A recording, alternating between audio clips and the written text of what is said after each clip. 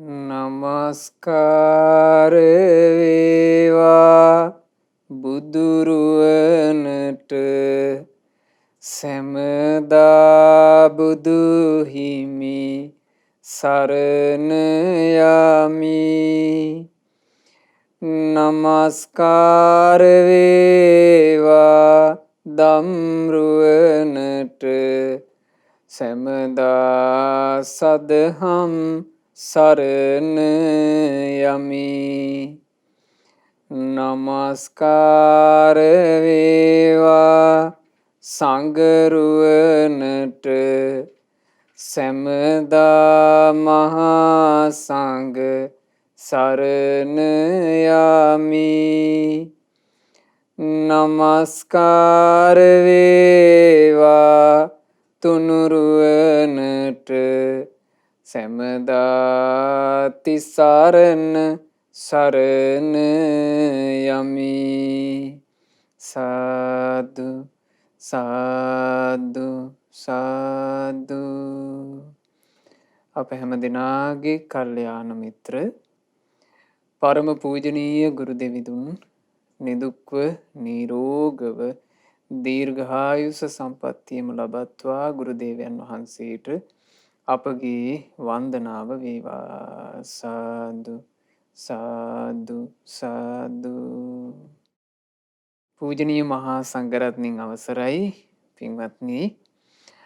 අද මේ උතුම් ධර්ම දේශනාවට දායකත්ව දරනු ලබන්නේ උපන්දිනය සමරන පින්වත් දියණියකට ආශිර්වාද සෙත් ප්‍රාර්ථනා කරමින් මුල්ලේරියාව නවනගරය හිඹුටාන අංක 367න් එක නිවසේ පදිංචි ශ්‍රද්ධහා ධර්මදාන සමාජිකාවක්ද වන පින්වත් කරුණා බටගල්ලේ ගෙදර මෑණියන් විසින් මෑණියන් ධර්මදානය සිද්ධ කරන්නේ අප්‍රේල් මාසයේ 23 වෙනි දිනට උපන්දිනයේ යෙදුනා වූ බීජී ඉන්ද්‍රමාලී නිරංජා දියණියට මේ සියලු පුණ්‍ය ධර්මයන්ගේ ආශිර්වාදයෙන් සියලු සිත සැලසේවා කියන ප්‍රාර්ථනාවත් ඒ වගේම ඕස්ට්‍රේලියාවේ පර්ත්හි පදිංචි සෙනුත් මේ කේනුජ මුණුපුරාට මේ සියලු පින් අනුමෝදන් වෙලා සියලු ආශිර්වාද සැලසේවා කියන ප්‍රාර්ථනාවෙන් පින්වතුනි අද මේ උතුම් වූ සද්ධර්ම දේශනාවේදී මා කල්පනා කළා තිලෝගුරු භාග්‍යවත් බුදුරජාණන් වහන්සේ විසින් දේශනා කළ ඊටාම සුන්දර දහම් පරයයක් සිහි කරන්ට ස්ත්‍රියගේ ජීවිතේ රැකවරණය සම්බන්ධයෙන්. ස්ත්‍රියගේ ජීවිතේ මෙලොවත් දිනන්නේ කොහොමද? පරලොවත් දිනන්නේ කොහොමද? සියල්ල දන්නා සියල්ල දක්නා භාග්‍යවත් බුදුරජාණන් වහන්සේ ස්ත්‍රියගේ ජීවිතේ ඉලක්ක කරලම වදාළ විශේෂ ධර්මයක්. ස්ත්‍රීන්ගේ ජීවිතේ දිනීම පිණිස මෙලෝ පරලෝ දෙකේම ස්ත්‍රියක් කොහොමද ජීවිතේ දිනන්නේ? ජීවිතේ ජය ගැනීම පිණිස ස්ත්‍රියක් විශේෂයෙන් කළ යුත්තේ මොනවාද? ඒ ගැන බුදු කරුණාවෙන් යුක්තව බුදුරජාණන් වහන්සේගේ ආශිර්වාද ඥාණයෙන් යුක්තව වදාළ මනහර ධර්මය. පඨම ලෝක විජය සූත්‍රය අද දවසේ අපි ඉගෙන ගන්න. ඒ වගේම මේ දේශනාව සිදු කරද්දී මම විශාකා මනාපකායික සූත්‍රය කියන උතුම් දේශනාවේ කාරණත් මේ දේශනාවට සම්බන්ධ කර ගන්නවා. ඉතින් මේ දේශනාව විශේෂයෙන් උපාසිකාවන්ට ස්ත්‍රීන්ට ගොඩාක් වැදගත් දේශනාවක්. තිලෝගුරු භාග්‍යවත් බුදුරජාණන් වහන්සේ දේශනාව කරන කාලේ වැඩ හිටියේ සවැත් නුවර පූර්වාරාමේ. පූර්වාරාමය කියලා කියන්නේ ස්ත්‍රියක් මූලික වෙලා ස්ත්‍රියකගේ සැදැහැසිතේ මහිමයෙන් ඉදිවෙච්චි සුන්දර විහාරය. ඒ ස්ත්‍රියාව කවුද? ඇය සැදැහැති උපාසිකා. විශාකා මහා උපාසිකාව එහෙම නැත්නම් මිගාර මාතා කියලා හඳුන්වතු උපාසිකාව විසින් බුද්ධ ප්‍රමුඛ මහා සංඝරත්නය උදෙසා කරවපු ඒ මිගාර මාතු ප්‍රාසාද නම් වූ පූර්වාරාමේ බුදුරජාණන් වහන්සේ ඒ කාලේ වැඩ හිටියා. මිගාර මාතා විසාකා උපාසිකා භාග්‍යතුන් වහන්සේ වෙත එදා පැමිණියා. ඊටාම ගෞරවයෙන් භාග්‍යතුන් වහන්සේට සකසා වන්දනා කරලා ඒකත් පසකින් වාඩි වුණා. ඒ වාඩි වෙච්චි විසාකා මිගාර මාතාවට බුදුරජාණන් වහන්සේම මේ ධර්මයේ වදාලා. කියන්නේ ප්‍රශ්න ඇසීමකින් තොරව බුදුරජාණන් වහන්සේලා නොයෙක් ආකාරයෙන් යුක්තවනේ ධර්මයේ දේශනා කරන්නේ. ඇතැම් ධර්ම ප්‍රශ්නවලට පිළිතුරු. තවත් ධර්ම තියෙනවා බුදුරජාණන් වහන්සේම ප්‍රශ්නේ අහලා බුදුරජාණන් වහන්සේම උත්තරේ දෙනවා. ඇතැම් දේශනා සිද්ධ කරන්නේ යම් යම් අරුබුද පැනනක් ගම මේ අරුබුද වලට විසඳුමක් විදියට. ඉතින් මේ දේශනා අතරේ බුදුරජාණන් වහන්සේ විසින්ම හිතලා ඒ මොහොතේ විශාකාවට ගෙනහැර දක්වපු ලස්සන ධර්මයක්. විශාකාවෙනි සතර කරුණකින් සමන්විත වූ ස්ත්‍රිය මෙලොව දිනන්නීය. කාරණා හතරක් තියෙනවනේ. ඒ කාරණා හතර නිසා ස්ත්‍රියක් මෙලොව දිනනවා. මෙලොව සතුටින් ඉන්නවා. මෙලොව සතුට උදෙසා මෙලොව ජයග්‍රහණය උදෙසා ස්ත්‍රිය ළඟ තියෙන ඒ කාරණා හතර මොනවාද? බුදුරජාණන් වහන්සේ වදාලා සාරාංශයෙන් විසාකාවෙනි මෙහිලා ස්ත්‍රිය මනවින් සකස් කොට කටයුතු කරයි. සිය පිරිවර ජනයා හට මනවින් සංග්‍රහ කරයි.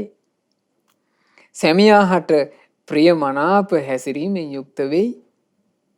සැමියා උපයූ ධනය රකි.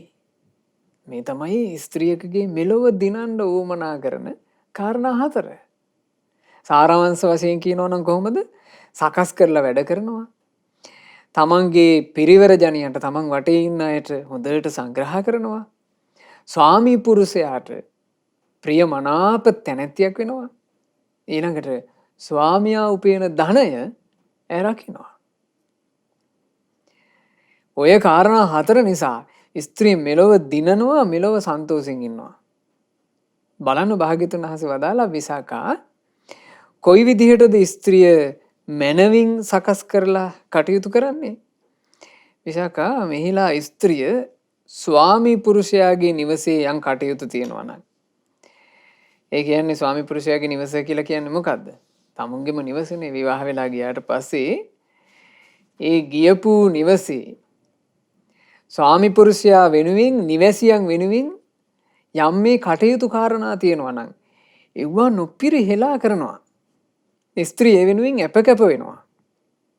සාමාන්‍යයෙන් නිවසක ස්ත්‍රියාව එහෙම නැත්නම් නිවසක මව්තුමී අම්මා කියලා කියන්නේ ඒ නිවසේ සියලු කටයුතු කළමනාකරණය කරන්නේ ඒ අම්මනේ. අම්මාගේ කළමනාකාරීත්වයෙන් තමයි නිවස සම්පූර්ණයෙන්ම පිළිවෙලකට යම් මේ වැඩපිළිවෙලකට යන්නේ. අම්මාගේ වැඩපිළිවෙල එහෙම මෙහෙම සවුත් වුණොත් එහෙම සම්පූර්ණ මුළු නිවසේම වැඩපිළිවෙල කඩාකප්පල වෙනවනේ. ඉතින් අම්මා කෙනෙක් විදිහට එහෙම නැත්නම් භාර්යාවක් විදිහට නිවසට ගියපු ස්ත්‍රියව කොහොමද කටයුතු කරන්න ඕන? ඒ ස්ත්‍රිය ස්වාමී පුරුෂයාට පළමුව අවදි වන්නේ වෙයි. නිවසේ සියලු දෙනාට පසුව නින්දට යන්නේ වෙයි. ප්‍රියමනාප හැසිරීම ඇතිව ප්‍රියමනාප තිපුල් ඇතිව වාසය කළයි. එයා නිවසේ වාසය කරනකොට හරි ප්‍රියමනාප වචන කතා කරනවා කියනවා. නිවසට සිරියාවක්. ඒ බඳු ස්ත්‍රියාවක් ඉන්නවනේ නිවසට සිරියාවක්. සාමාන්‍යයෙන් නිවසේ සිරියාව ගැන කියනකොට කියනෝනේ ද ශ්‍රියාකාන්තාව පහළ වුණා වගේ කියලා. එතකොට ශ්‍රියාකාන්තානේ දැන් ශ්‍රියා පුරුෂ කියලා නැහැනේ. ස්ත්‍රියාවක්ම තමයි නිවසට සිරිය ගේන්නේ. ඒ නිවසට සිරිය ගේන්නේ කොයි වගේ ස්ත්‍රියක්ද? කම්මැලි නැති, අලස නැති, හොයලා බලලා වැඩ කරන. ස්වාමි පුරුෂයාට ප්‍රියමනාප වූ නිවසේ ඉන්න අයට ප්‍රියමනාප වූ හැසිරීම ඇති. පිළිවෙලකට වාසය කරන. සාමාන්‍යයෙන් ස්ත්‍රීන් කියලා කියන්නේ අලංකාරයට, හැඩයට කැමති අයනේ. නමුත් ගොඩාක් වෙලාවට ස්ත්‍රීන් මේ හැඩකාරකම එහෙම නැත්නම් ඒ සැරසිලි ඔක්කොම පාවිච්චි කරන්නේ බාහිරයට. පාරට බහලා යනකොට විතරයි. නමුත් හරියට නම් ස්ත්‍රියක් කොහොමද ඉන්න ඕනේ? ගෙදරත් ලස්සනට පිළිවෙලකට ඇඳලා පිළිවෙලකට දකින කෙනාට ප්‍රිය උපදින විදිහට එහෙම තමයි ස්ත්‍රියාවක් වාසය කළ යුත්තේ. ඒ ස්ත්‍රිය එහෙම වාසය කරනවා නම් ඇය මේ ජීවිතේම සතුටින් ඉන්න කෙනෙක්. ඊළඟට ඇයට මේ ජීවිතේ දිනන්න ඒක උදව් වෙනවා. ඒ නිසා මේ බුදුරජාණන් වහන්සේ අනුකම්පාවෙන් වදාරන කාරණා අපි හොඳට ජීවිතයට ගත්තොත් එහෙම අපේ ජීවිතේ මොහොතේ ඉඳලා සපවත් වෙන්න පටන් ගන්නවා. පිළිවෙලකට ඉන්න අලස නැති ස්වාමි පුරුෂයා කෙරෙහි සතුටු කරන්න ඕන කියන බැඳුණු හිත් ඇති හැමෝටම ප්‍රිය වචන කතා කරන ස්ත්‍රියාවක් මෙලොව දිනනවා. ඇය මෙලොව සතුටින් ඉන්නවා. යම් මේ ස්වාමි පුරුෂයාගේ ගුරුවරු වෙද්ද මව හෝ පියා හෝ වෙද්ද ස්වාමි පුරුෂයා දන්න කියන ශ්‍රමණ බ්‍රාහ්මණයෝ වෙද්ද ඒ සියලු දෙනාට ඈ ඊතා ගෞරවයෙන් සත්කාර කරයි ගරු කරයි බුහුමන් කරයි පුදයි. නිවසට පැමිණි කල්හි ආසනයෙන් පුදා මහත්සේ ගරු කරයි. ඒ කියන්නේ ස්වාමි පුරුෂයාගේ නිවසට ඈ ගියාම ඈ ආගන්තුකයි තමයි. නමුත් ඈ ටික දවසකින් අඳුන ගන්නවා ස්වාමි පුරුෂයාගේ නිවසේ විශේෂ අය කවුද? ස්වාමි පුරුෂයාගේ මව, ස්වාමි පුරුෂයාගේ පියා, ඒ කිව්වේ නැන්දම්මා මාමණ්ඩි. ඒ දෙන්නව විශේෂයෙන් අඳුන ගන්නවා. මගේ සැමියා මහත් වූ හරසරින් තමන්ගේ මව්පියෝ උපදන්නේ යම්සේද මාත් එහෙම කරන්න ඕන. මං ස්වාමි පුරුෂයාට වඩා ඒ අය උපදන්න ඕන. අන්න එන තැන. ස්වාමි පුරුෂයාගේ ගුරුවරු, ස්වාමි පුරුෂයා ගරු කරන වැදගත් මිනිස්සු, ඒ හැම දෙනාම ඒ විශේෂයෙන් අඳුන ගන්නවා. අඳුනගෙන ඒ අය උදෙසා කෙරෙන්න ඕන සියලු සංග්‍රහ නොපිරිහෙලා ඉෂ්ට කරනවා. එතකොට ස්වාමි පුරුෂයාට ඇය ගැන අහන්න ලැබෙන්නේම මොකද්ද? අම්මගේ මුත් ඇය ගැන ಗುಣ අහන්න ලැබෙනවා. තාත්තගේ මුත් ඇය ගැන ಗುಣ අහන්න ලැබෙනවා. තමන් ගරු කරන ගුරුවරු ආදීන්ගේ මුත් ඇය ගැන ಗುಣ අහන්න ලැබෙනවා. පුතේ මේ පුතා විවාහ වෙලා ඉන්න දුව අනේ හරි හොඳ ගෑනු ළමයෙක් කියලා ඇයි ಗುಣ අහන්න ලැබෙනවා. ඒ ಗುಣ අහන්න ආසාවෙ නෙවෙයි මේක කරන්නේ. නමුත් මේ විදිහට කිරීම හේතු කරගෙන ඇයට ජීවත් වෙන පරිසරේ හරි සුන්දර ප්‍රියමනාපයක් බවට පත් වෙනවා. බලන්න සමහරවිට අපේ ওই පෞල් සංස්ථාවල ප්‍රශ්න තියෙනවා නම් මේ ප්‍රශ්න හටගන්න විශේෂ හේතු මේවා. එක්කෝ නිවසට ගියපු ලේලිට නැන්දම්ම පෙන්වන්න බෑ, එක්කෝ මාමණ්ඩි පෙන්වන්න බෑ, එක්කෝ නිවසේ ඉන්න වැඩිහිටි සහෝදර සහෝදරියෝ පෙන්වන්න බෑ. ඔය වගේ ප්‍රශ්නනේ. ස්වාමි පුරුෂයාගේ ඥාති පෙන්වන්න බෑ. ඊට පස්සේ මහා ජරමරය මහා ගිනි හට ගන්නවා. ගින්න හටගත්තට පස්සේ පින්වතුනේ ඒ ජීවිතේ නිකන් අර විවාහපත් වෙනකොට අවුරුදු අපි හිතමු 20 34 නේ විවාහය වෙන්නේ. විවාහය වුණාට පස්සේ 20 30න් බැඳනනම් ඊට පස්සේ ඉතින් ජීවිතේ වැඩි කාලයක් ඉන්න තියෙන්නේ ස්වාමි භාර්යාව විදිහටනේ විවාහක ජීවිතේ. එහෙම ඉන්නකොට එක ගිනි පුපුරක් ඇති මුළු ජීවිතේම ගිනි කබලක් කරන්න. සමහර පෞල් ජීවිත ගත්තාම විඳවන ජීවිත රත් වූ ගිනි කබලක ඉන්නවා වගේ කිසි සැනසෙල්ලක් නැහැ. සමහර නිවාස තියෙනවා, සමහර ගෙවල් ස්වාමි පුරුෂයා භාර්යාවගේ මූණ දිහා ප්‍රියමනාපව බලන්නේ, භාර්යාව ස්වාමි පුරුෂයාගේ මූණ දිහා ප්‍රියමනාපව බලන්නේ, දෙන්නට දෙන්න ඔරෝගන ඉන්න ජීවිත. විවාහයටපත් වෙලා මොකද්ද ලැබුණු සැනසීම? ඉතින් ඒ නිසා මේ බුදු කෙනෙක් අනුකම්පාවෙන් වදාරන ධර්ම හොඳට හදවත ඇතුළට ගන්න. ස්ත්‍රියාවකට විශේෂින් වදාළ මේ කාරණා. විශේෂින් ස්ත්‍රීන් හොඳට හිතේ තැම්පත් කරගන්න. හිතේ තැම්පත් කරගෙන තමන්ගේ පැත්තෙන් හදාගත්තොත්. අපි ගොඩක් වෙලාවට අපේ තියෙන දුර්වලතාවයක් පින්වතුනේ. අපි අනිත් පැත්තට ඇඟිලි දික් කරනවා. අර පැත්ත හැදුනා නම් හරි, එයා හැදුනා නම් හරි, එයාගේ අහවල හැදුනා නම් හරි, ඒ පවුල හැදුනා නම් හරි. අපි පුළුවන් තරම් උත්සාහ කරන්නේ අනෙක් පැත්තට ඇඟිලි දික් කරන්න. හැබැයි තමන්ගේ පැත්තෙන් වෙන්න ඕනේ මොනවද කියලා හිතුවොත් ඒක තමයි හිතන දේවල් අතරේ සාර්ථක හිතුවිල්ල. මොකද අපිට බාහිරේ හදන්න ලේසි නෑ. බාහිර කෙනෙක්ව හදනවා කියන එක, බාහිර පිරිසක් හදනවා කියන එක ලේසි නෑ. ඒක හරි දුෂ්කර එකක්. දුෂ්කරවත් සමහරවිට කරගන්න බැරි එකක්. අපිට කරන්න අත ගහන්න හරි වටින්නේ තමන්ව හදා ගැනීම. මොකද ඒකට හිතන හිතුවිල්ල පව අපත යන්නේ. තමන්ට ඉතින් තමන්ව හදා ගන්න වැරෙන්න වෙන මොනවා කරන්නද? ඒ නිසා හොඳට මේක හිතට අරගන්න. ඊළඟට භාග්‍යතුන් වහන්සේ වදාලා ස්වාමි පුරුෂයාගේ නිවසේ තියෙන විශේෂ කටයුතු. ඒ නිවසේ තියෙනවා නම් නිවස තුල ඉඳලා කරන එළුලොන් කැටීම්, කපුලොන් කැටීම්, ඊළඟට තවත් නොයෙක් කටයුතු නිවස තුල තියෙන සියලු විශේෂ කටයුතු වලදී ඈ දක්ෂයි. අලස නැහැ. කටයුතු සංවිධානය කිරීම පිණිස උපාය විමර්ශනයෙන් යුක්තයි. හොඳට හිතලා බලලා කාලානුරූපව ස්වාමි පුරුෂයා කටයුතු බොහෝමයක් මැද්දේ ඉන්නකොට මේ ගෙදර ලස්සනට කලින් කලට පාට ගානේවා මල් පෝච්චි තියෙන තැන් ගෙදර කොහොමද සාලේ හැදෙන්න ඕනේ ගෙදර කොයි තැනද ටීවී එක තියෙන්න ඕන ඒ හැමදේම සැලසුම් කරන්නේ කවුද? ඇය. ආන් එහෙම වාසය කරන තැනැත්ති මේ ජීවිතේම ඊතා සැපසේ වාසය කරන කෙනෙක් වෙනවා. ඇය මෙලෝ දිනනවා. බුදුරජාණන් වහන්සේ වදාළ දෙක. විසාකාවෙනි කෙසේනම් ස්ත්‍රිය පිරිවර ජනයාට මනවින් සංග්‍රහ කරන කෙනෙක් වෙයිද? මෙහිලා ස්ත්‍රිය ස්වාමි පුරුෂයාගේ නිවසේ යම් මේ අභ්‍යන්තර ජනයා සේවක ජනයා නිවසේ කටයුතු සිද්ධ කිරීම පිණිස සමීපව වැඩ කරන අය මේ අය ඉන්නවා නම් මෙහෙකරුවෝ වෙද්ද දාසයෝ වෙද්ද කංකරුවෝ වෙද්ද ඔවුන් කළ දේ වශයෙන් දන්නේය. නොකළ දේ වශයෙන් දන්නේය. ගිලන් වූවන්ගේ ගිලන් බවත් බල දුබල බවත් ඇය දන්නේය. ඔවුන්ට කන බොන දෑ බෙදා හදා දෙන්නේය. මෙය ස්ත්‍රිය විසින් සිය පිරිවර ජනයා හට මැනවින් කරන සංග්‍රහයයි. නිවසේ සියලු කටයුතු ඇය හරි ලස්සනට කළමනාකරණය කරනවා සුදුසාට සුදුසු තැන ලැබෙන විදිහට. එතකොට නිවසේ ඉන්නවා නම් මෙහෙකාරයෙක් 16 වෙන වැඩට ආපු ඔය ඉදිකිරින් කටයුත්තකට හෝ ආපු කම්කරු ජනයා ඒ මිනිස්සු ඔක්කොම ඇයට හරි ප්‍රියමනාප වෙනවා. ඇගේ ගුණ කියන්න පටන් ගන්නවා. අනේ මේ වගේ කාන්තාවක් මම කොච්චර හොඳ කෙනෙක්ද? ඒ අය කතා වෙන්න පටන් ගන්නවා ආශිර්වාද කරන්න පටන් ගන්නවා. මේ ආශිර්වාදය කියන එක ජීවිතයකට ලැබෙනවා නම් ඒ ජීවිතේ දිනනෝමයි. ඒ ජීවිතේ පරදින්නේ නැහැ.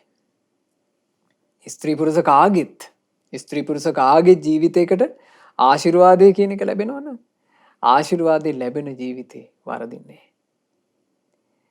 ස්ත්‍රීකට විශේෂයෙන් ආශිර්වාද ලැබෙන්න ඕන.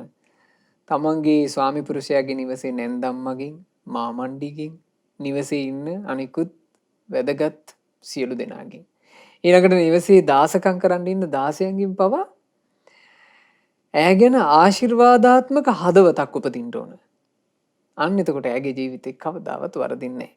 ඊළඟට බුදුරජාණන් වහන්සේ වදාලා විශාකා ස්ත්‍රියව කෙසේනම් සැමියාහට ප්‍රියමනාප කෙනෙක් වෙයිද? මෙහිලා ස්ත්‍රිය තමන්ගේ ස්වාමි පුරුෂයා යමකට අමනාප නම් යමක් කැමති නැත්තම් ස්වාමි පුරුෂයා ඒ කැමති නැති දේ දිවි යතත් නොකරන්නේ වෙයි. තමන් ජීවිත කාලෙම ගත කරන්නට කියලා තෝරගත්ත නම් යම් ස්වාමි පුරුෂයෙක් ඒ ස්වාමි පුරුෂයා අකමැති දේවල් අය කරන්නේ. ඒ ස්වාමි පුරුෂයාගේ හිත සතුටු කරන කෙනෙක් වෙනවා. ගොඩාක් අපිට හම්බෙලා තියෙනවා ප්‍රශ්න කතා කරන්න එනකොට ගොඩාක් වෙලාවට තියෙන පිංගුතුනේ බිරිඳ පුළුවන් තරම් කරනවා ස්වාමි පුරුෂයාව රිදවන එක. ස්වාමි පුරුෂයා පුළුවන් තරම් කරන්නේ බිරිඳ රිදවන එක. දෙන්නට දෙන්න රිදව මොකද්ද ලාමක සතුටක් විඳිනවා. දෙන්නගේම ජීවිත ගිනි ගොඩවල්. සාමාන්‍යයෙන් විවාහපත් වෙන්න කලින් පෙම්වතුන් පෙම්වතියෝ ගත්තාම රිදවලා සතුටු වීම නෙවෙයි තියෙන්නේ.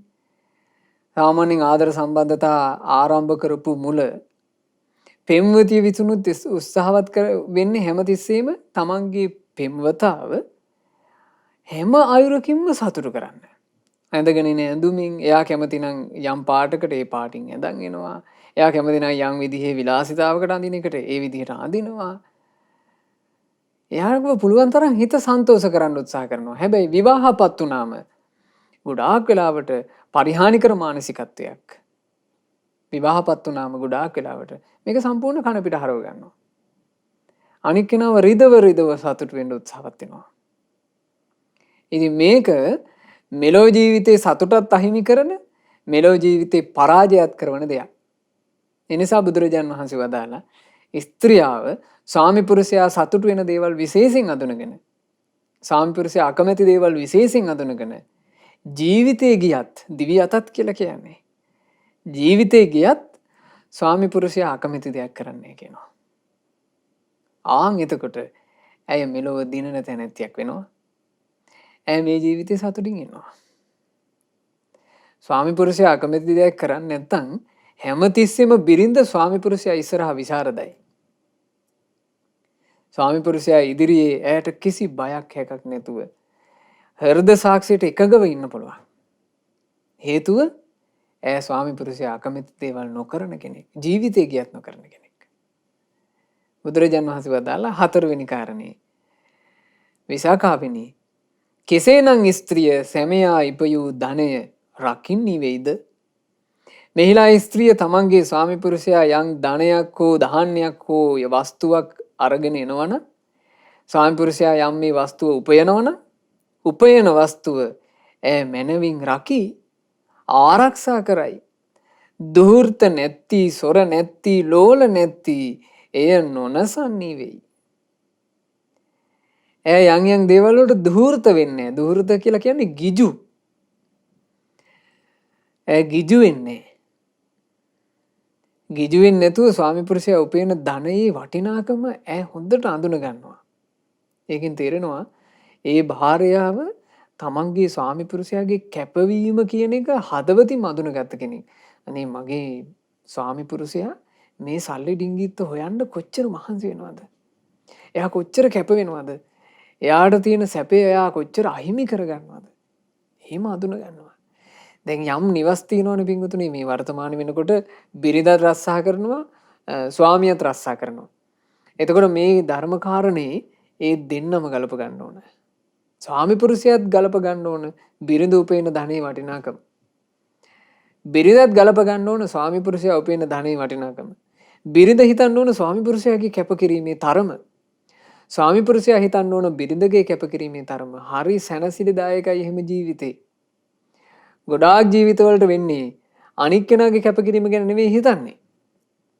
තමුන් කැප වෙන එකම උලුප්පා හිතනවා. මම මෙහෙම කරනවා මෙහෙමත් කරනවා මෙහෙම කරද්දිත් ඇයි මට මේ කියලා. ඔහොමනේ ප්‍රශ්න හටගන්නේ. බලන්න අරුබුද එහෙම නේද තියෙන්නේ කියලා. අපිත් එක්ක අරුබුද කතා කරන්න එනකොට ස්වාමි පුරුෂයා භාර්යාව දෙන්නා තියාගෙන ප්‍රශ්නේ කතා කළොත් එහෙම ස්වාමි පුරුෂයා කරන්නේ ස්වාමි පුරුෂයාගේ ගුණ වර්ණනාව. ස්වාමීන් වහන්සේ මම මෙසේද කරන්නේ මෙසේද කරන්නේ ඒ වුණාට මෑට ඒ ගැන කිසි වගක් නැත කියනවා.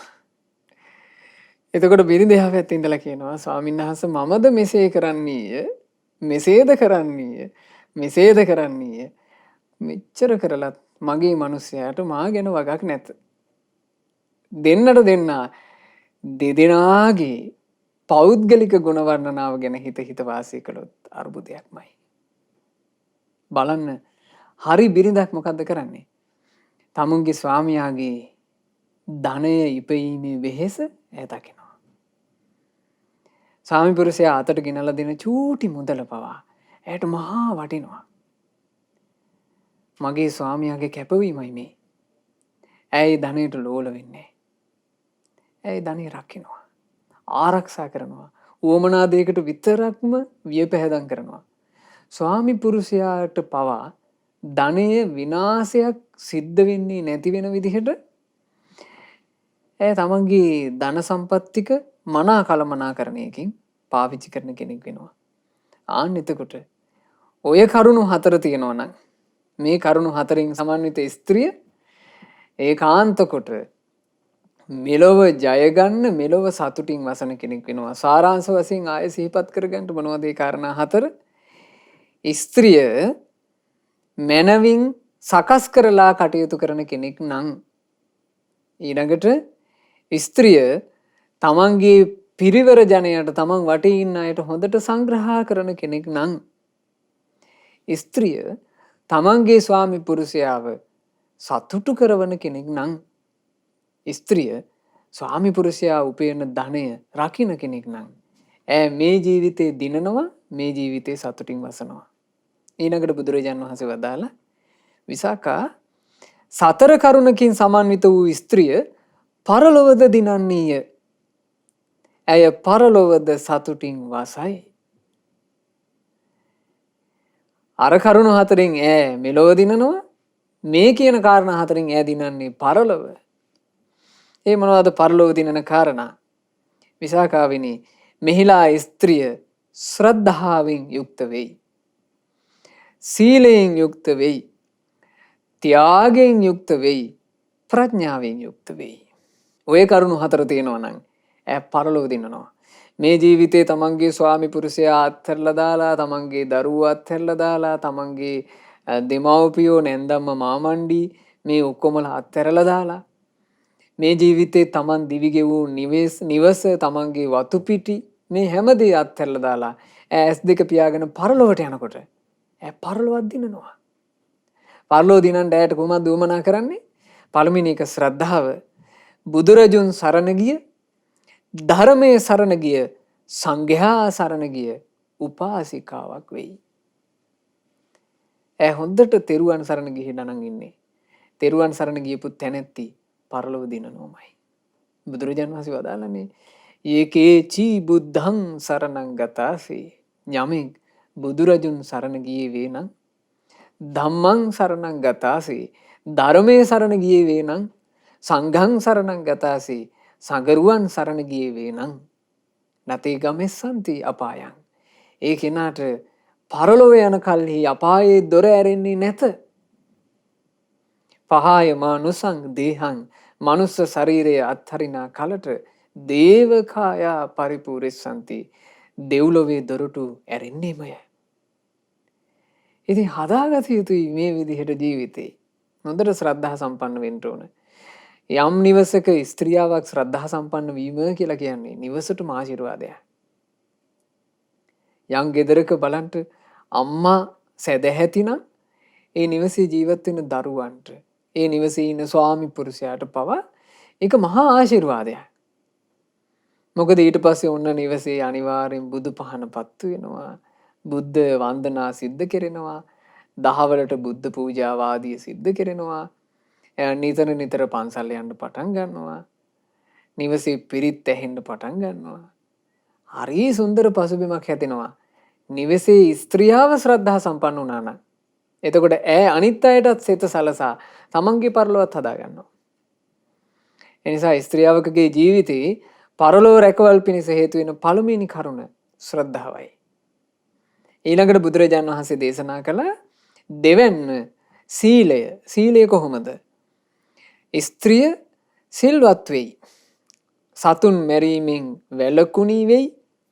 සොරකමින් වැළකුණී වෙයි. වැරදි කාම සේවනයෙන් වැළකුණී වෙයි. බොරු කීමෙන් වැළකුණී වෙයි. මත්පැන් මත්ද්‍රව්‍ය භාවිතයෙන් වැළකුණී වෙයි. ඇය පංචශීල ප්‍රතිපදාවට පැමිණිලා ඉන්නවා. ප්‍රාණඝාතය කරන්නේ. ඇය අනුන්ගේ දේවල් කඩා වඩා ගන්නේ. සල්ලාලකමට හුරු වෙන්නේ. ඇය බොරුව වංචාව. දැන් බොරුව කියලා කියන්නේ පෞල් ජීවිතයක් ගත කරන අයට හරීම භයංකාර එකක්. බොරුව කියන එක විශ්වාසය බිඳින එකන්නේ. අපි හිතමු දෙන්නෙක් තමන්ගේ ජීවිතේ පටන් ගැනීම පිණිස, ජීවිතේ ගෙවීම පිණිස ඔන්න විවාහපත් වුණා කියලා. විවාහපත් වෙලා යම් හෝ කාරණාවක් මුල් කරගෙන ස්වාමි පුරුෂයාට බිරිඳ බොරුවක් කිව්වා. කිව්වේ බොරුවක් කියලා අහු වුණා. අහු වෙච්ච ගමන් මොකද්ද වෙන්නේ? විශ්වාසෙ බිඳෙනවා. විශ්වාසෙ බිඳුණු ගමන් ඒ අවිශ්වාසී කහට ආයන්නේ. මේ මට බොරු කිව්වා කියන එක හිතේ වැඩ කරනවා. සාම්පුරුෂයෙකුට උනත් එහෙමයි. බිරිඳට එක වතාවක් බොරු කිව්වොත්, බොරු කියලා අහු වුණොත්, අහුවෙච්ච ගමන් හරි වෙහෙස කරා ඊට පස්සේ. ආයෙක හදන්න බෑ. ඊළඟට බොරුවක් කිව්වට පස්සේ නැද්ද ප්‍රශ්නයක්? මේ බොරුව එළිවෙයි කියලා හිතේ බිහිතියක්. එහෙම බයක් තියෙනවා. මම මේ කියපු බොරුව මාට්ටු වෙයිවත්ද කියලා සෑහෙන වෙහෙසකින් ඉඳ සිද්ධ වෙනවා. ඒ නිසා සීලය කියන්නේ සුන්දර එකක්. ස්ත්‍රියක් සැරසෙන සැරසිලි අතරේ නේක සැරසිලි තියෙනවනේ ස්ත්‍රියවකට සැරසෙන්න. නේක විලාසිතා තියෙනවනේ. ඒ විලාසිතා සැරසිලි අතරේ තියෙන උතුම්ම සැරසිල්ල සීලය. හොද්දට සිල්වත් වෙන්න. හැමදාම සිල් සමාදන් වෙවි සිල්වත් වෙන්න. උදෑසන මේ භාග්‍යතුන් වහන්සේට පහන් දැල්ලා හොද්දට තෙරුවන් සරණ ගිහිල්ලා සිල් සමාදන් වෙන්න. දිනපතා සිල් සමාදන් වෙන්න. සීලය කියන එකෙන් තමන්ගේ ජීවිතේ සරසවා ගන්නට සීලය කියලා කියන්නේ අනුත්තරීය සැරසිල්ලක්. ඒක උතුම් සැරසිල්ලක්.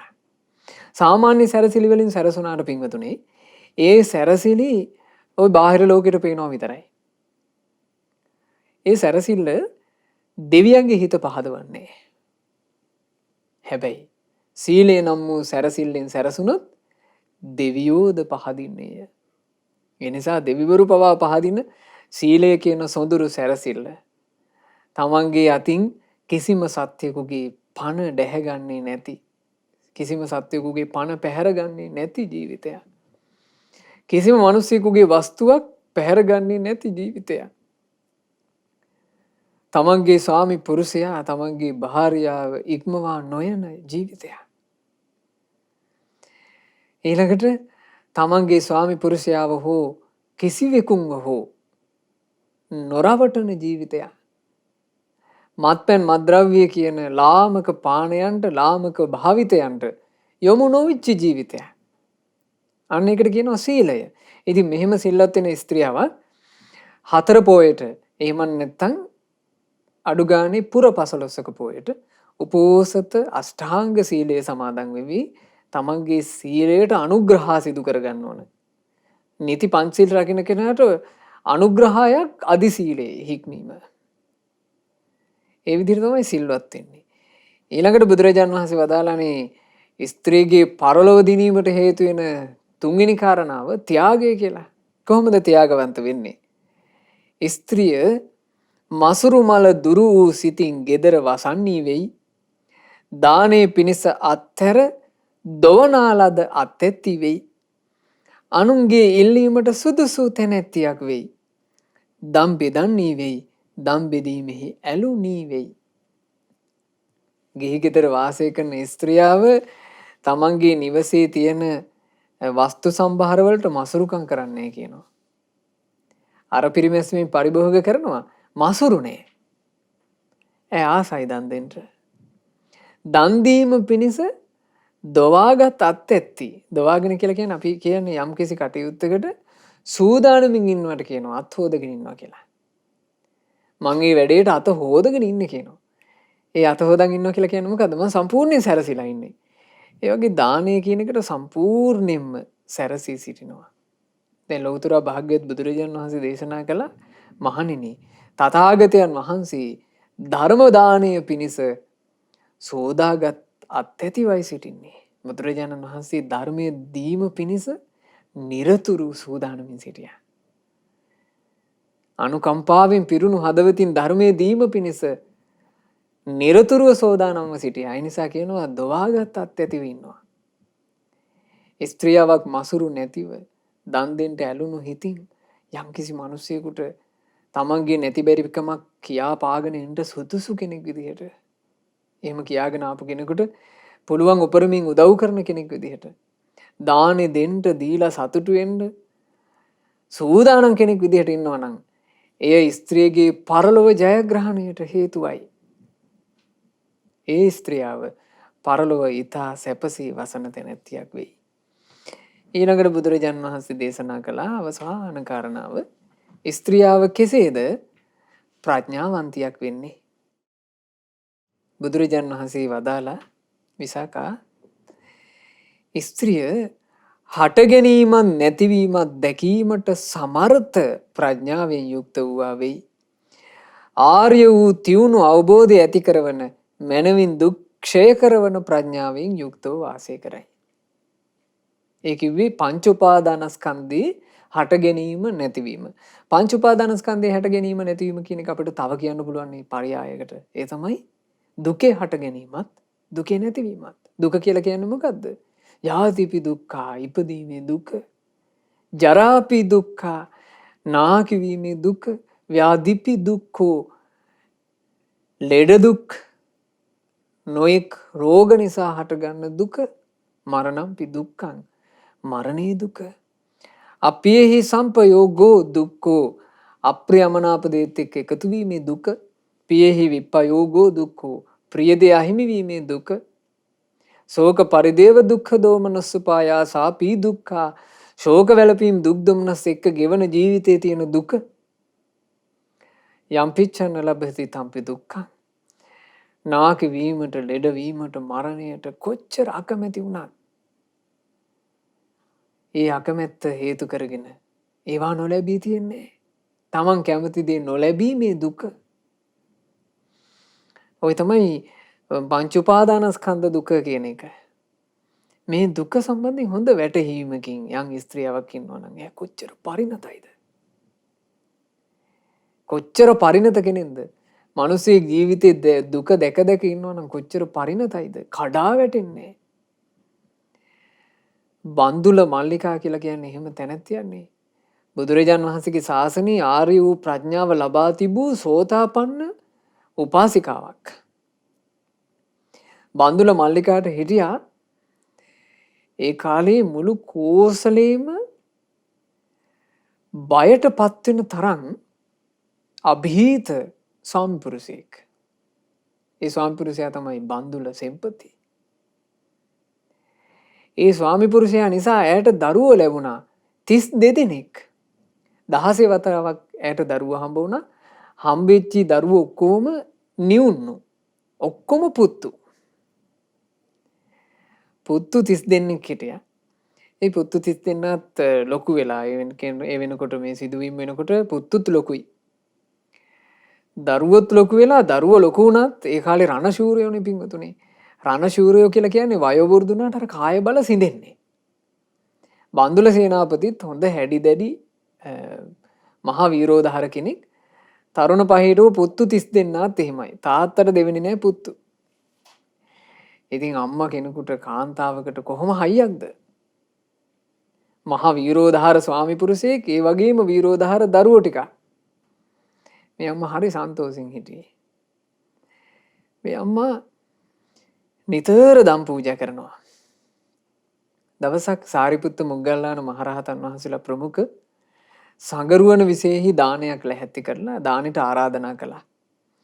දානෙට සූදානම් වෙලා බන්දුල සේනාපතිත් දරුවොත් ඔක්කොමලා ඉන්නකොට කොසල් රජුණන්ගෙන් පයින්ඩයක් ආවා. බන්දුල සේනාපතිට කැරැල්ලක් මර්ධනය කිරීම පිණිස තමන්ගේ පුත්තු ටිකත් එක්ක ඉක්මනින්ම අසවල් ප්‍රදේශයට යන්න කියලා. අනේ ඉතින් දානේ අතහැරලා දාලා යන්න සිද්ධ වුණා. මෙතන සිද්ධ වුණේ පුංචි කුමන්ත්‍රණයක්. ඒ කුමන්ත්‍රණය හේතු කරගෙන බන්දුල සේනාපතිත් පුත්තු 32 දෙනාත් සතුරන්ගේ අතින් ඝාතනය වුණා. එකම දවසේ එකම යුද පිටියේ තාත්තයි පුත්තු ටිකයි ඔක්කොම ඝාතනය වුණා. ඒ වෙලාවේ මේ අම්මා දානේ පූජා කරනවා.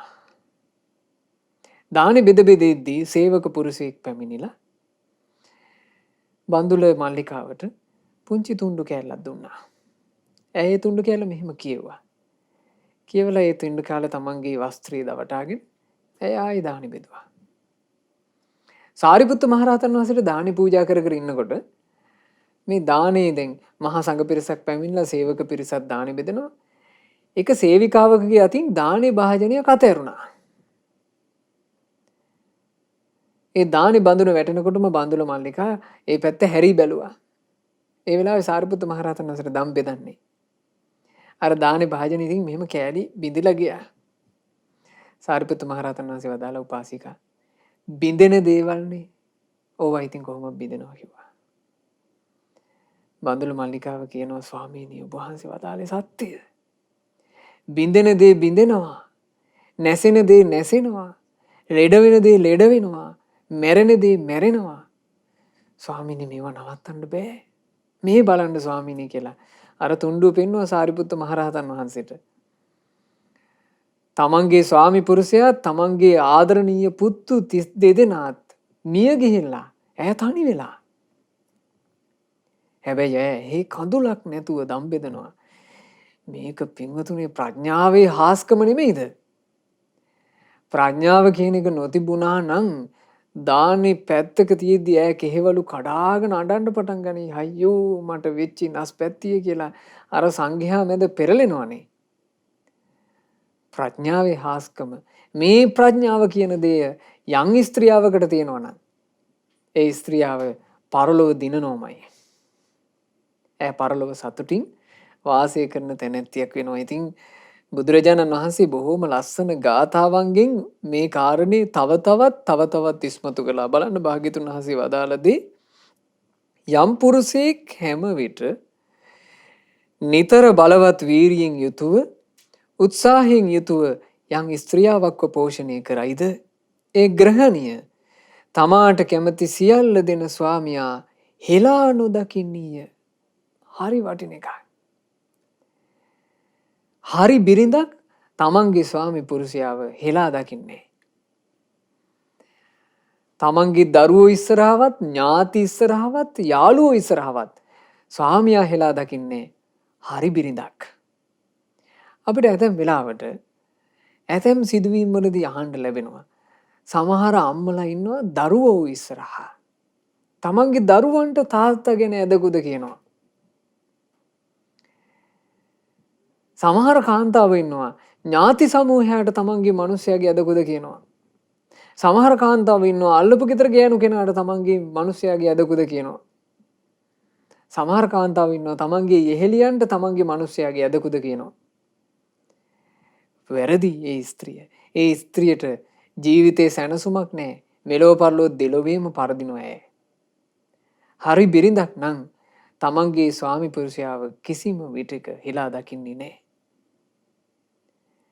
එහෙමනම් හරි ස්වාමි පුරුෂයෙක් කෙසේ විය යුතුද කියලා මේ ධර්මයේ අසුරෙන්ම තේරුම් ගන්න. හරි ස්වාමි පුරුෂයෙක් නම් තමන් එක්ක ජීවිත කාලෙම ගත කිරීම පිණිස උපන් ගෙවල් දොරවල් ඔක්කොම අත්හැරලා දාලා තමන්ගේ රැකවරණ පතාගෙන ආපු බිරිඳව හෙලා දකීද? හරි මිනිස්සෙක් කවදාවත් කරන්නේ. බුදුරජාණන් වහන්සේ වදාලා නුවණැති ස්ත්‍රිය ස්වාමියා කෙරෙහි ඊරිසියාවෙන් නොබනින්නී වෙයි. නුවණැති ස්ත්‍රිය ස්වාමියාගේ ගුරුතන්හි සිටින සියල්ලන්වත් පුදන්නී වෙයි. ඇයට නැගී සිටින වීරිය තිබේ. ඇය කම්මැලි නැතිය. පරිවාර ජනයාට සංග්‍රහ කරන්නීය. ස්වාමියාගේ සිත සතුටු කරමින් හැසිරෙන්නේ ඔහු ඉපැයූ ධනය මහත් ගෞරවයෙන් රකින්නී වෙයි. යම් ස්ත්‍රියක් මෙසේ ස්වාමියාට සේවය කොට බලන්න මේ වචනේ මේ විදිහට ස්වාමියාට සේවා කොට එහෙමනම් ස්ත්‍රියව ජීවිතේ විශේෂ සේවාවක් කරගත යුතුයි. තමන්ගේ ස්වාමි පුරුෂයාට සේවා කටයුතු කිරීම. ස්වාමි පුරුෂයාව මැනවින් ගෞරවයෙන් යුක්තව සේවා කටයුතු කරන ස්වාමියාගේ කැමැත්ත අනුව සිටින ඒ ස්ත්‍රිය මරණින් මතු මනාපකායික දෙවියන් සිටින තැන උපදින්නීය. මනාපකායික දෙවියෝ කියලා කියන්නේ නිම්මාන රති. නිම්මාන රති කියන දෙව්ලොව. බුදුරජාණන් වහන්සේ තවදුරටත් වදාලා ස්ත්‍රියක් මැනවින් සංවිධානය කොට කටයුතු කරයි නම් සිය පිරිවර ජනයා හට මැනවින් සලකයි නම් සැමියා සතුටු වෙන ආකාරයෙන්ම හැසිරෙයි නම් සැමියා උපයන ධනය රකී නම් දැන් මේ කාරණා හතර පින්වතුන්ට මතක් වෙන්න ඕනේ. මේ මොනවද මේ කාරණා හතර? මෙලොව ජීවිතේ ජය ගැනීම පිණිස ස්ත්‍රියකට උදව් වෙන කරුණු. ශ්‍රද්ධාවෙන්ද සීලයෙන්ද ඉල්ලා සිටින්නුන්ගේ වචනයද දන්නී වෙයි නම් මසුරු මල බැහැර කළ සිතින් වසයි නම් පරලොව සැප ලැබෙන මාර්ගය නිතර පිරිසුදු කරයි. තමන්ගේ මෙලොව ගත කරන ගමන් පරලොවට යන පාර පරලොව හොඳ තැනකට යන පාර ගානට හදා ගන්නවා. නුවණ තියෙන මිනිස්සයා ඉතින් දැන් මේ ස්ත්‍රියවට ප්‍රඥාව තියෙනවනේ. ප්‍රඥාව තියෙන අය දන්නවා මැරෙනවමයි කියලා.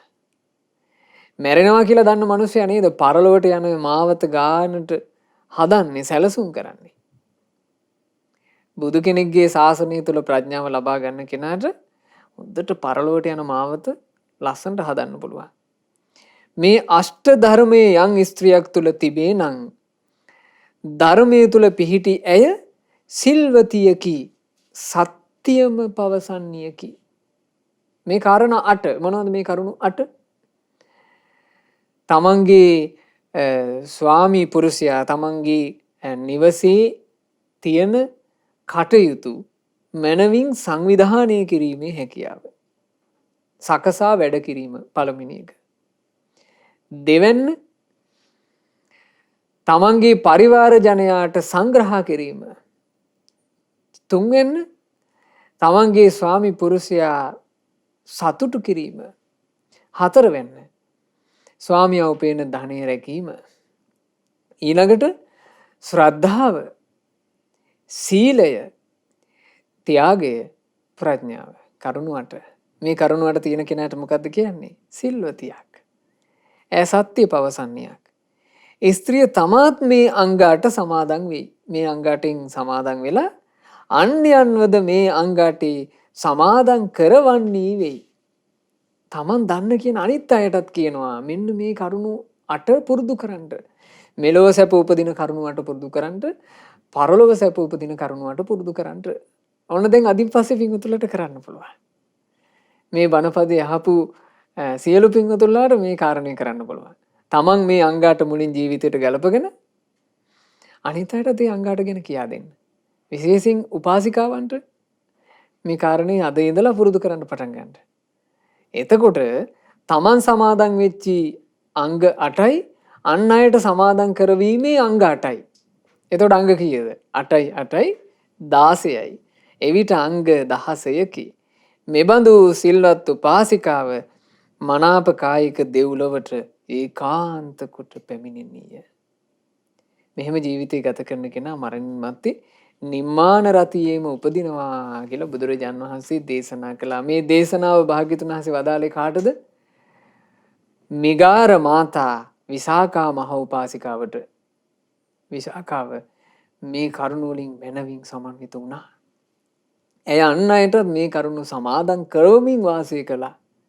මරණින් මත්තේ ඈ නිමාන රති නම් වූ දෙව්ලොව සොනිම්මිත කියන දෙව් රජුගේ අග්‍ර මහේසිකා විදිහට උපන්නා. බලන්න. බුදුරජාණන් වහන්සේගේ සොඳුරු සද්ධර්මය. ඉතින් මේ ධර්ම දේශනාවේ කාරණා ගොඩායි. අපි මේ පැයකට ආසන්න කාලය ඇතුලේ මේ සියලු කරුණු විග්‍රහ කරනකොට මේ ඇතැන් කරුණු කාරණා පින්වතුන්ලට එකපාර මතකේ නොරැඳෙන්න පුළුවන්. ඒ නිසා පින්වතුනි යලි යලිත් මේ උතුම් සද්ධර්ම දේශනාව ශ්‍රවණය කරන්න. මේ දේශනාව සජීව විකාශයේ විදිහට රූපවාහිනී විකාශ වුණාට පස්සේ අන්තර්ජාල අවකාශයට එකතු වෙනවනේ. පින්වතුන්ලා අනිවාර්යයෙන්ම මේ දේශනාව යලි යලි ශ්‍රවණය කරන්න. ඊළඟට පින්වතුන්ලා කියව ගන්න අංගුත්තර නිකායේ අට්ඨක නිපාතේ එන පඨම ලෝක විජය සූත්‍රය, ඊළඟට විශාකා මනාපකායික සූත්‍රය. මේ දේශනා දෙක ඇසුරෙනුයි අද මේ සොඳුරු ධර්මය පින්වතුන්ලාට අපි සිහිපත් කළේ. අපි හැම දිනාට මෙලොව ජය ගන්න, පරලොව ජය ගන්න වාසනාවන්ත ජීවිත ඇති කරගන්න මේ උතුම් සද්ධර්මය ඒකාන්තයෙන් හේතු වාසනා වෙත්වා. සාදු සාදු සාදු. රැස්කල සියලු පින් සියලු දෙවියෝ සතුටු සිතින් අනුමෝදන් වෙත්වා.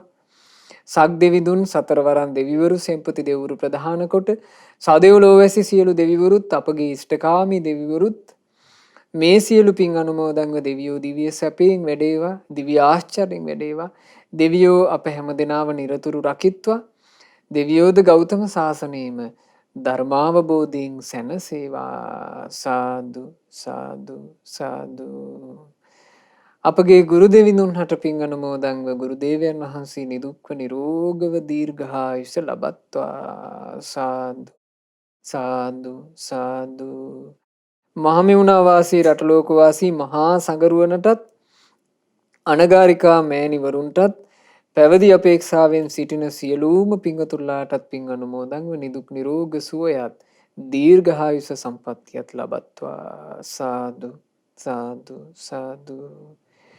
අප්‍රේල් මාසේ 23 වෙනි දිනට උපන් දිනේ යෙදුනා වූ පින්වත් බීජී ඉන්ද්‍රමාලී නිරංජා දියණියට මේ සියලුම පින් අනුමෝදන් වෙලා නිදුක් නිරෝග සුව ශාන්තිය දීර්ඝායුෂ සම්පන්නියම සැලසේවා.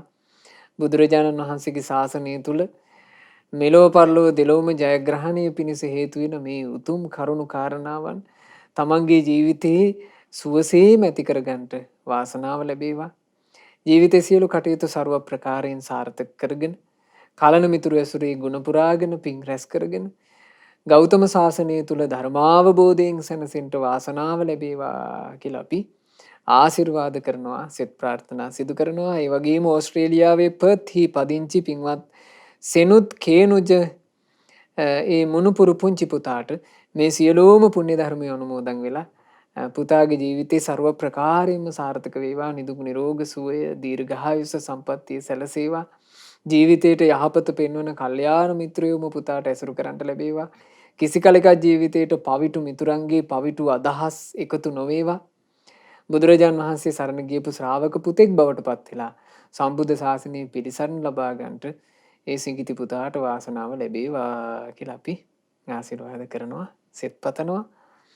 ධර්ම දානය සිදු කළ කරුණා බටගල්ලේ ගෙදර මහත්මියගේ නමින් මිය පරලොව යන්ට යෙදිච්චි ආදරණීය දෙමාපියන්ට, ආදරණීය ස්වාමි පුරුෂයාට, පවුලේ සහෝදර සහෝදරියන්ට, ඥාති හිත මිත්‍රාදීන් සියලු දෙනාට පින් අනුමෝදන් වෙත්වා. නමින් මිය ගොස් පින් බලාපොරොත්තුෙන් සිටින සියලු ඥාති සමූහයා පින් අනුමෝදන්ව පරලොව වශයෙන් සැපයටම පත්වෙත්වා. අපගේ ඥාතීන් ඉක්මන් භවයකදීම සසර දුකින් අත මිදේවා කියන ප්‍රාර්ථනාවෙන් පින්පෙත් අනුමෝදනා සිදු කරන්න.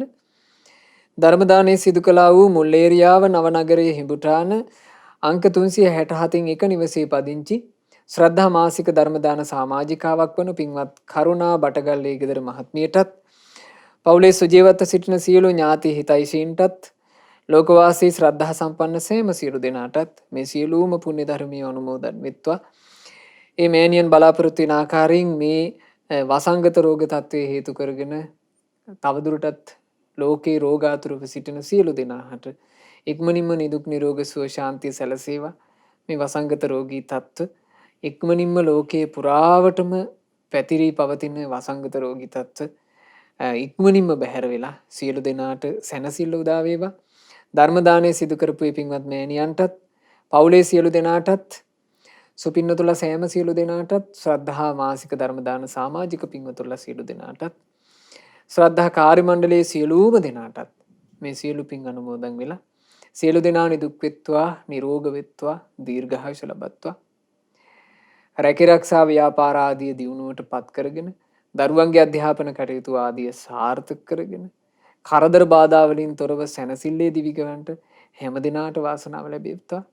රත්නත්‍රය ආශිර්වාදයෙන්, දෙවියන්ගේ රැකවරණයෙන්, රැස් වූ පිනේ ආශිර්වාදයෙන් හැම දිනාට මෙලොව පරලොව දෙලොවේම ජය අත්පත් කරගෙන මේ ගෞතම සාසනයේ පිරිසන් ලබන වාසනාවන්ත වූ බවට පත්වෙන්ට හැම දිනාට මේ සියලු පින් ඒකාන්ත කොට ආශිර්වාදයක්ම වෙත්වා. තෙරුවන් සරණයි. නමෝ බුද්ධාය.